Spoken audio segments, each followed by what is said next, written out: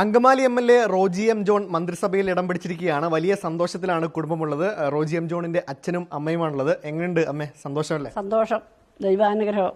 ഇങ്ങനെ പ്രതീക്ഷിച്ചിരുന്നോ? പ്രതീക്ഷ ഉണ്ടായിരുന്നു. പിന്നെ ദൈവം അനുഗ്രഹം ഉണ്ടെങ്കിൽ ദൈവത്തിന് ഇഷ്ടം പോലെ നടക്കട്ടെന്നാണ് ഞങ്ങൾ പ്രാർത്ഥിച്ചുകൊണ്ടിരുന്നത്. ഇന്നലെ മുതൽ പേര് കേൾക്കുന്നുണ്ടല്ലേ? പേര് സാധ്യതാ പട്ടികയിൽ നേരത്തെ മുതൽ കേൾക്കുന്നുണ്ടായിരുന്നു. എപ്പോഴാണ് ഉറപ്പിച്ചത്? മകൻ വിളിച്ചോ? മകൻ വിളിച്ചില്ല, ഇപ്പോഴും വിളിച്ചിട്ടില്ല. ഇല്ല. തിരക്കിലായിരിക്കും. ഞങ്ങളുടെ തിരുവനന്തപുരം ചെല്ലാനും പറഞ്ഞു. ഇപ്പൊ തിരുവനന്തപുരത്ത് പോകാനുള്ള ഒരുക്കത്തിലാണല്ലോ.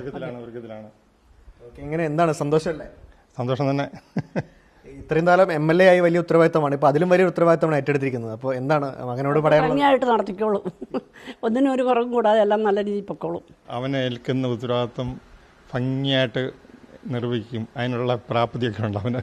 ഇത്രയും ഏൽപ്പിച്ച ഉത്തരവാദിത്തങ്ങൾ ഭംഗിയായി നിറവേറ്റി, അതുകൊണ്ട് കൂടുതൽ ഉത്തരവാദിത്തത്തിൽ കിട്ടി. അതെ, തീർച്ചയായിട്ടും അവന് അനുഗ്രഹം, എല്ലാ വിദ്യാഭ്യാസങ്ങളുടെ അനുഗ്രഹങ്ങളുണ്ടാകും. ദൈവത്തിൻ്റെ അനുഗ്രഹം ധാരാളമുണ്ട്.